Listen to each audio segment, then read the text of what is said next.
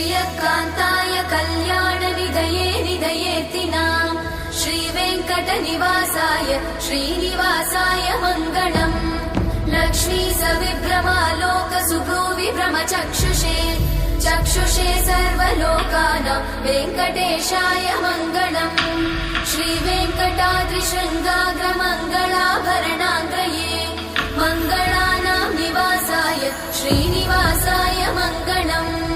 सर्वावयव सौन्दर्य सम्पदा सर्वचेतसां सदा सम्मोहनायास्तु वेङ्कटेशाय मङ्गलम् नित्याय निरवध्याय सत्यानन्दचिदात्मने सर्वान्तरात्मने श्रीमद् वेङ्कटेशाय मङ्गलम् स्वतः सर्वविदे सर्वशक्तये सर्वशेषिने सुलभाय सुशीलाय वेङ्कटेशाय मङ्गलम्।